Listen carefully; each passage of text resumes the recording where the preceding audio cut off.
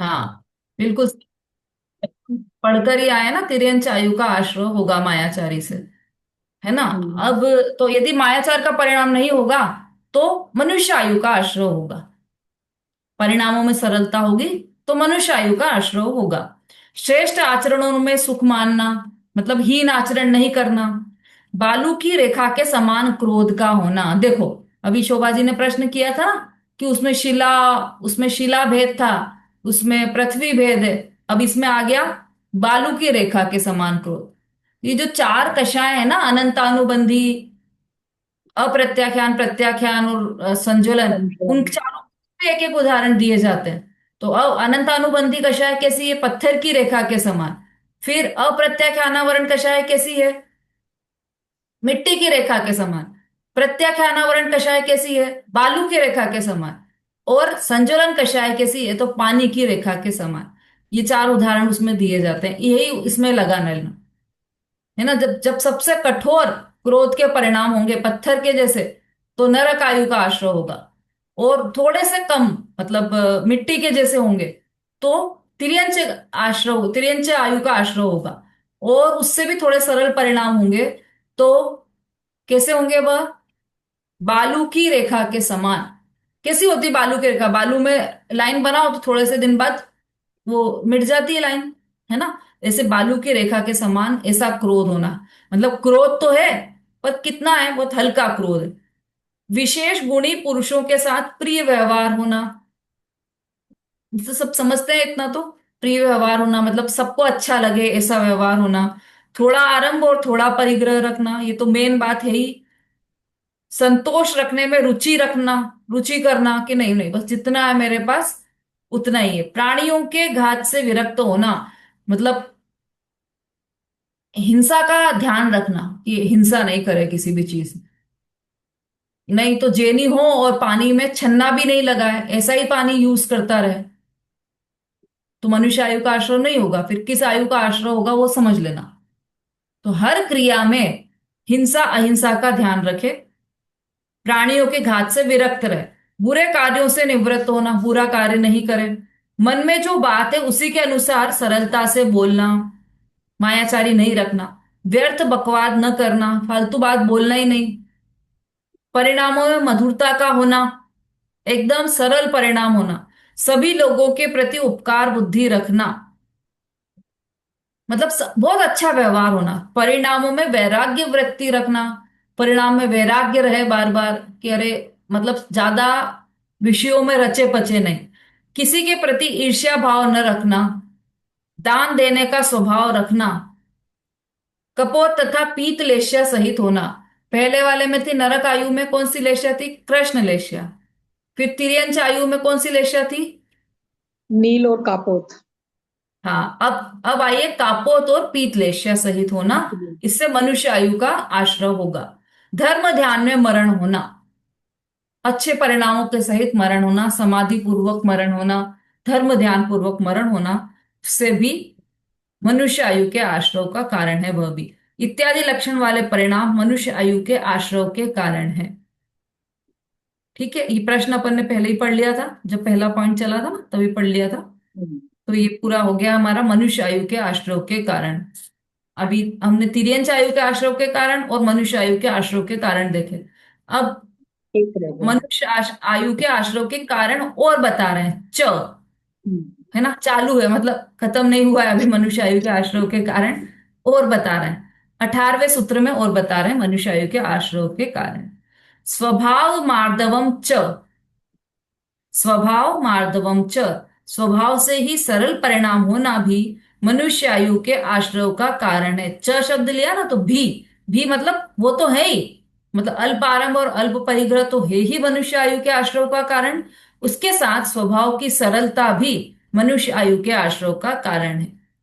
इस सूत्र को 17वें सूत्र से पृथक लिखने का कारण यह है कि इस सूत्र में बताई हुई बात देवायु के आश्रय का भी कारण होती है। जो पहले अल्प आरंभ और अल्प परिग्रह वाली बात थी, वह मनुष्य आयु के आश्रय का कारण थी। अब ये जो बात है स्वभाव में सरलता रूप परिणाम, परिणाम बिल्कुल सरल होना, उससे देव आयु भी बन सकती है, मनुष्य आयु भी हो सकती है उससे, और देव आयु के आश्रय का भी कारण हो सकता है। यहाँ स्वभाव का अर्थ आत्मा का शुद्ध स्वभाव न समझना। हाँ हाँ, यहाँ पे स्वभाव मतलब स्वभाव से ही सरल परिणाम होना, तो स्वभाव शब्द सुना तो मैं तो शुद्ध स्वभावी हूं, मैं तो ज्ञान दर्शन स्वभावी हूं, उसकी बात नहीं चल रही यहाँ पर। जो पर्यायगत स्वभाव है, पर्याय में आप कितने मृदुल हैं, कितने विनयशील हैं, वो वाले स्वभाव की बात चल रही है। क्योंकि निज स्वभाव बंध का कारण नहीं होता, इसका मुख्य कारण यही है। ये तो बंद हो रहा है ना, जिससे आश्रव हो रहा है उससे बंद भी हो रहा है। और ये जो परिणाम बता रहे हैं स्वभाव की सरलता के परिणाम, उससे आश्रव हो रहा है। किसका आश्रव हो रहा है उससे? मनुष्य आयु का आश्रव, देवायु का आश्रव हो रहा है। लेकिन अब निज स्वभाव की बात करेंगे तो उससे न तो आश्रव होगा न बंध होगा, है ना। वही एकमात्र ऐसा कारण है जिससे कि आश्रव और बंध नहीं होता। बाकी जितने भी हम परिणाम करते हैं वह सब आश्रव और बंध के कारण है। तो यहाँ स्वभाव का अर्थ है किसी के बिना सिखाए। मार्दव भी आत्मा का एक शुद्ध स्वभाव है, परंतु यहाँ मार्दव का अर्थ शुभ भाव रूप सरल परिणाम करना। क्योंकि जो शुद्ध भाव रूप मार्दव है बंध का कारण नहीं है, किंतु शुभ भाव रूप जो मार्दव है वही वही बंध का कारण है। अभी अपन ने उत्तम आर्जव की भी बात करी थी। जब तिरेन आयु के आश्रव की बात चल रही थी, तब हमने उसके माया के अपोजिट कौन सा धर्म होता है ना, तो आपने बोला था कि आर्जव, आर्जव धर्म होता है। ऐसे ही यहाँ पर जो स्वभाव से सरल, तो सरलता किसमें, तो उत्तम आर्जव धर्म हम लेते हैं उसमें, है ना। तो जो उत्तम शब्द है वो तो सम्यक्तो का सूचक, तो उससे तो बंध नहीं होता। लेकिन जो आर्जव है, केवल आर्जव रूप परिणाम होना, सरलता रूप परिणाम होना, उससे बंध होता है। वह शुभ भाव है, उससे बंध होता है। और उससे ये मनुष्य आयु का आश्रव का कारण बताया है। मार्दव भी आत्मा का एक शुद्ध स्वभाव है। मार्दव आत्मा का शुद्ध स्वभाव मतलब पूर्ण सरलता होना। परंतु यहाँ मार्दव का अर्थ शुभ भाव रूप सरल परिणाम करना, मंद कषाय रूप। आत्मा का स्वभाव तो कैसा है, अकषाय रूप, वहां पर कषाय का कोई काम नहीं है। लेकिन यहां पर जिस मार्दव की बात कर रहे हैं वह शुभ भाव रूप मार्दव है और मंद कषाय रूप आश्रव है। क्योंकि जो शुद्ध भाव रूप मार्दव है वह बंध का कारण नहीं है, किंतु शुभ भाव रूप जो मार्दव है वही बंध का कारण है। शुद्ध भाव रूप मार्दव कौन सा होता है? उत्तम मार्दव। हाँ, उत्तम उसमें क्या होता है उत्तम मार्दव में? कैसे परिणाम होते नहीं, हैं? इसमें तो सरल होते हैं ना, कि मतलब कोई भी वो नहीं होता। क्या नहीं होता?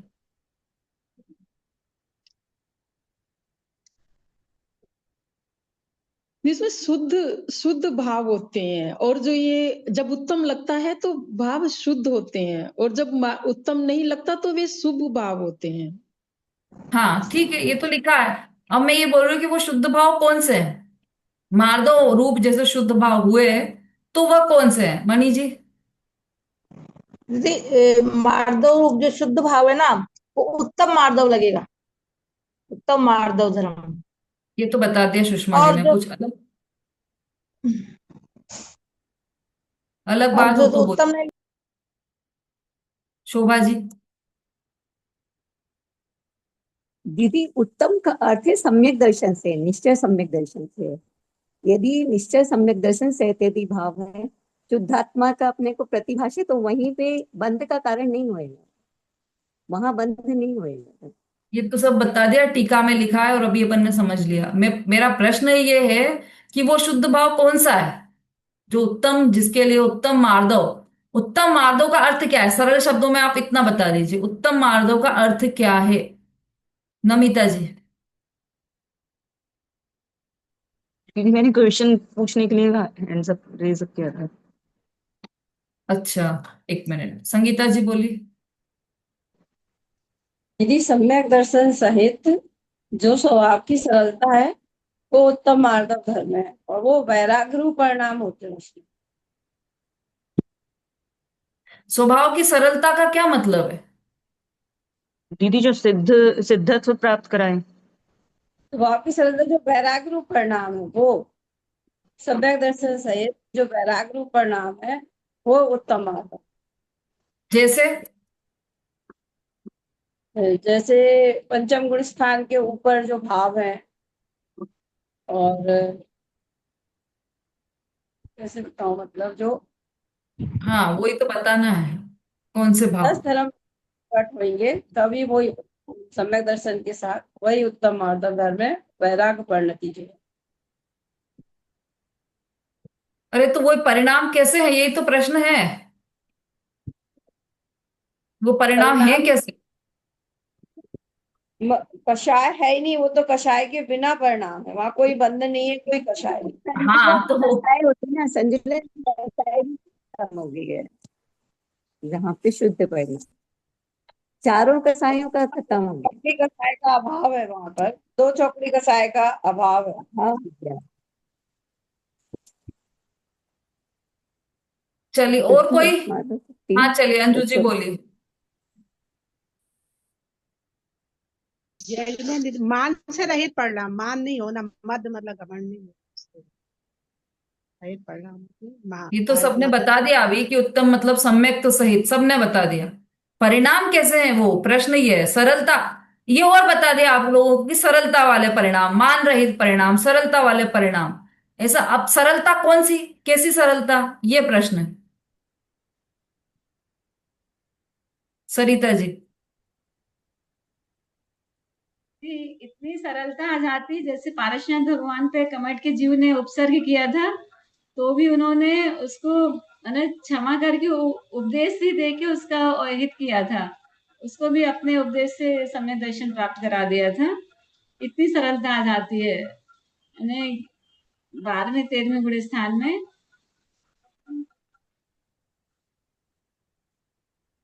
अरे थोड़ा सा है ना, आप लोगों को अंतर समझना पड़ेगा। अब ये समझ लो किसी को उपदेश दिया, जैसे है ना यशोधर मुनिराज है। अच्छा, अंजू जी कुछ बोलना चाह रहे हैं, बोलिए। द्विजुता वाले परिणाम बहुत, मतलब द्विजुता जिसको द्विजुता कहते हैं ना, उतने सरल पर द्विजुता अरे को। तो वो तो आप उसका पर्यायवाची बताते जा रहे हो, ऋजुता, सरलता, मान रहित, सम्यक तो सहित, ये सब तो हो गए।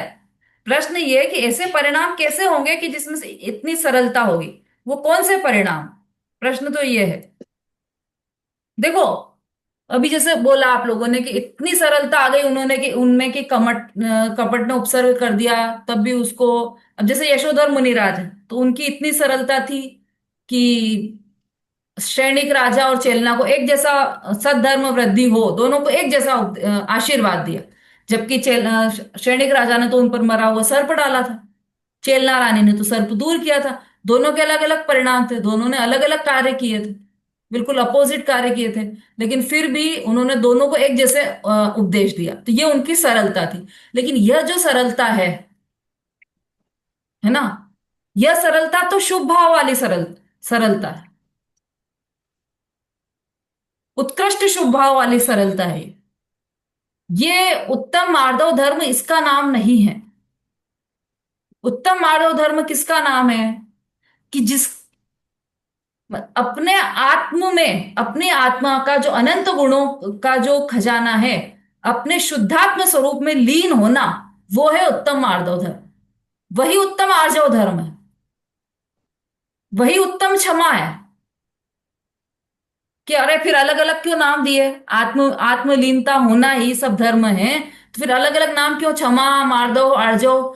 जब आत्मा में लीन होंगे तब ये सब चीजें प्रकट होंगी, बाहर में दिखाई देगी कि उनको उत्तम क्षमा है। कैसे क्षमा है, जो यशोधर मुनिराज है, तो उनका उनका जो ये परिणाम हुआ कि दोनों को सद्धर्म वृद्धि का उपदेश, आशीर्वाद दिया उन्होंने, तो वो जो सरलता हुई ना, तो वो शुभ भाव रूप हुई। लेकिन उसमें जो अंदर साथ में उनके 3 चौकड़ी कषाय के अभाव रूप जो अंदर परिणाम चल रहे थे, आत्मलीनता चल रही थी। जितने जितने कषाय का अभाव हुआ, कषाय का अभाव क्यों, कैसे हुआ, कि आत्मलीनता बड़ी थी। इतनी आत्मलीनता जो हुई, उसके आश्रय से जो शुद्ध भाव प्रकट हुआ, वीतराग भाव प्रकट हुआ, वह है उत्तम मार्दव धर्म, वही है उत्तम आर्जव धर्म, वही है उत्तम क्षमा धर्म। उसको आप कुछ भी नाम दे दो।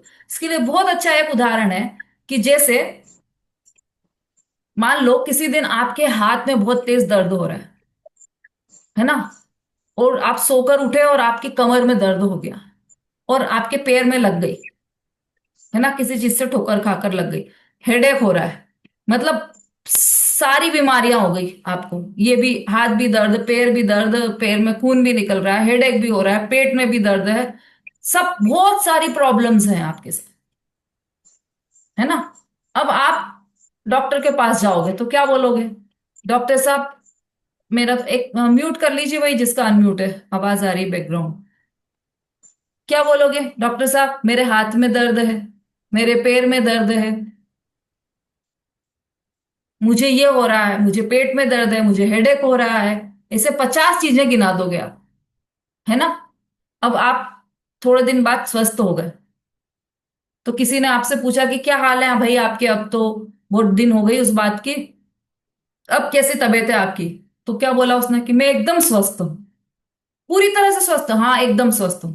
अच्छा, तो आपका हाथ भी स्वस्थ है, आपका पैर भी स्वस्थ है, आपका पेट भी स्वस्थ है, आपका सिर भी स्वस्थ है, सब कुछ स्वस्थ है। कि हाँ, बोला ना कि मैं पूर्णतः स्वस्थ हूं। तो स्वस्थता में ये सारे रोग सब खत्म हो गए, और रोग गिनने गए तो एक एक अलग अलग रोग थे। इसी तरह से शुद्ध भाव जो है, वीतराग भाव जो है, कि मैं आत्मा में पूर्णतः लीन हो गया, शुद्धात्मा में लीन हो गया। अब उसमें उत्तम क्षमा भी प्रकट हो गई, मतलब हाथ भी ठीक हो गया, उत्तम आर्जव भी प्रकट हो गया, उत्तम मार्दव भी प्रकट हो गया, सारे गुण प्रकट हो गए, 10 धर्म प्रकट हो गए, रत्नत्रय प्रकट हो गए। तो स्वस्थता क्या थी? आत्म स्वरूप में लीन होना, उसके आश्रय से ये सारे धर्म प्रकट हुए कहे जाएंगे। जो जो रोग दूर होता गया, वो प्रकट होते कहे जाएंगे। और हुआ क्या है वास्तव में? ये तो सब नास्ती हुई ना, कि हाथ भी नहीं दुख रहा है, पैर भी नहीं दुख रहा है, ये सब तो नास्ती का कथन हुआ। अस्थि में क्या हुआ है कि मैं स्वस्थ हो गया, मैं जैसा शरीर था मेरा पहले, ऐसा का वैसा ही मैं स्वस्थ हो गया एकदम। तो ये स्वस्थता, ये शुद्ध भाव, ये वीतराग भाव, वही है उत्तम आर्दव, उत्तम आर्जव, उत्तम क्षमा, सारे धर्म वही है। तो अपने शुद्धात्म स्वरूप में लीन होना, यही है। ये कहाँ से निकली थी बात, अब मुझे ध्यान नहीं आ रहा है लेकिन निकल गई। अच्छा, ये चल रहा था ना हमारा, आत्मा का शुद्ध स्वभाव न समझना, क्योंकि निज स्वभाव बंध का कारण होता है। ये नीचे यहाँ मार्दव का अर्थ शुभ भाव रूप सरल परिणाम करना, क्योंकि जो शुद्ध भाव रूप मार्दव है वह बंध का कारण नहीं है। आत्मस्वरूप में लीन हो गए तो उससे बंध नहीं होगा, आश्रव नहीं होगा।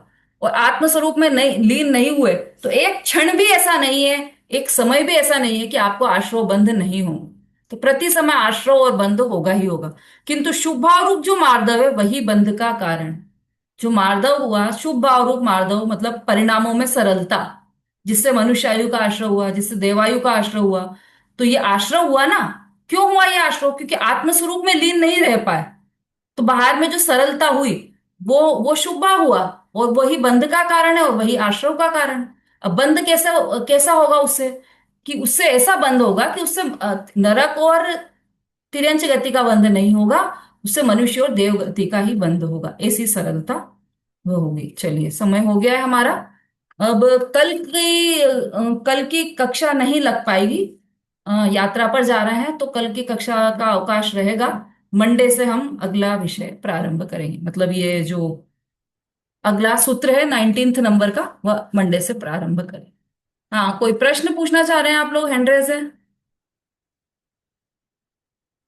बोलिए मनी जी।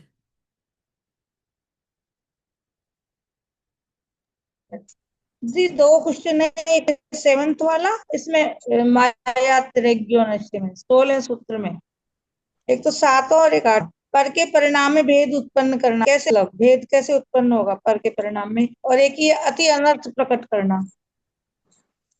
बताया दो था ना अभी, दो कहाँ हैं थे जी। आप? दोनों का डिटेल किया था। पर के परिणाम में भेद उत्पन्न करना, जैसे कि भेद का क्या अर्थ बताया था? अभी बताया था, देखो किसी को ध्यान होगा। छेद छेद छेद बताया था जी, करना। छेद करना, मतलब किसी का परिणाम कैसा है, उसका किसी ने आपको बताया कुछ, और आपने किसी और को जाकर बता दिया, तो उसके परिणाम में छेद अच्छा। उत्पन्न, भेद कर दिया। उसके परिणाम थे कि वो आपको ही अच्छा। बताया सिर्फ, पर आपने किसी और को बता दिया, तो ये परिणामों में भेद हो गया। और अति अनर्थ प्रकट करना, मतलब अरे ये बताया था ना अभी, अरे ये क्या हो गया, छोटा सा कुछ हुआ है उसमें आकुलित आकुलित हो जाना, संश्लेष के परिणाम करना उसमें ना। छोटी सी चोट लग गई और उसमें बहुत ज्यादा आकुलित व्याकुलित होना, अरे बाप रे मुझे लग गई, मुझे लग गई, मुझे लग गई। से बंदर नहीं होता बंदर, उसको वो उसका उसकी मृत्यु कैसी होती है, बंदर की मृत्यु पता है आपको? नहीं पता?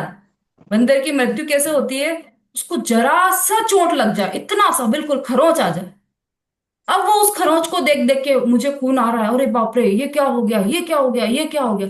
और वो उसमें उतनी सी खरोंच में ही वो मर जाता है। उसके इतने संश्लेषित परिणाम हो जाते हैं। तो अति संश्लेष परिणाम से तिर्यंच आयु के बंध का आश्रय होता है। ठीक है। हाँ बोलिए नमिता जी। इसको तो बोला इसको तो बोले थे दीदी, जब वो तीसरा अध्याय पढ़ा था ना, उसमें जब नरक का डिटेल पढ़ा था, उसमें जो लेशें आई थी वो 3 लेशें आई थी नरक में, कृष्ण, नील हाँ और कापुर। इसमें वो ठीक है। सेग्रीगेट कर दिए हैं। इसमें कृष्ण कैसे? लेशें ही बताई हैं। हाँ देखो, बहुत अच्छा प्रश्न किया, इंपॉर्टेंट क्वेश्चन है ये। उसमें 3 लेशयाएं रहती है नरक गति के जीवों की। वहां पर जो लेशयाएं बताई है, उन जीवों की लेशयाएं कैसी होती हैं वो बताइए। लेकिन जो नरक आयु का बंद करेगा, जिससे नरक आयु का आश्रय होगा, उसकी कृष्ण लेशया ही होगी। ये फर्क है दोनों में, है ना? एक बात और है, देखो अभी बात निकल गई तो बता देती हूं मैं। जैसे मरकर किसी व्यक्ति को नरक गति में जाना है, तो उसका नियम से मरण कृष्ण लेश्या में ही होगा, है ना? और मरकर किसी को मनुष्य गति में जाना है, तो उसका जब मरण होगा तो नियम से उसका मरण इसमें कौन सी कापुर और बताइए पीत। जो ये दो कापुर लेश्या है? कापुर और कापुर पीत। और पीत, इन इन लेश्याओं में ही मरण होगा उसका। ऐसा नियम है, जहां पर जाना है तो वैसी लेश्या में ही मरण होगा, मरण के समय वैसी ही लेश्या हो जाएगी। ठीक। हम्म। अनीता जी बोलिए जल्दी। नहीं मैडम, पहले पूछना था, हो गया सब आंसर, इन लोगों ने सब पूछ लिया। आगे शोभा जी सुनिए। बोलिए। दीदी दीदी जैसे बोल रहे हैं ना कि संश्लेष भाव के कारण है ना, ये त्रियंच गति का होता है, पर छेड़ाला में तो आया अति संश्लेष भाव ते मारे घोर समुद्र सागर हाँ, में। वो मैंने नरक तभी गति क्लियर कर दिया, जब ये पॉइंट चला था। अति संक्लेश और संक्लेश, मतलब अति संक्लेश भाव होंगे तो नरक आयु का बंधे, और संक्लेश परिणाम होंगे तो तिर्यंच गति का, तिर्यंच आयु का आश्रम। हाँ, और कौन है जल्दी? अनीता जी दोसा, जल्दी से अनम्यूट कीजिए अपना।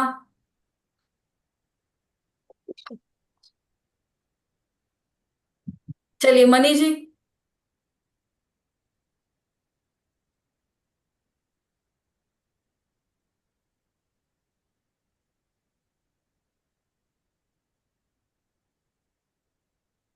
जल्दी अनम्यूट कीजिए जल्दी से, समय हो गया है। अनम्यूट नहीं हो रहा है। चलिए शॉर्ट में जिनवाणी स्तुति ले लेते हैं हम। जावाणी के ज्ञान से सूझे लोकालोक, सो वाणी मस्तक नमु सदा देत हूँ दो। बोलिए जिनवाणी माता की जय। महान जैन महान धर्म जय हो। की आचार्य उमा आचार्य स्वामी जय। की जय।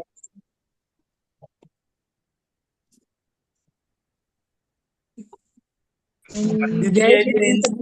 सभी को जय जय जय। श्री कृष्ण। यात्रा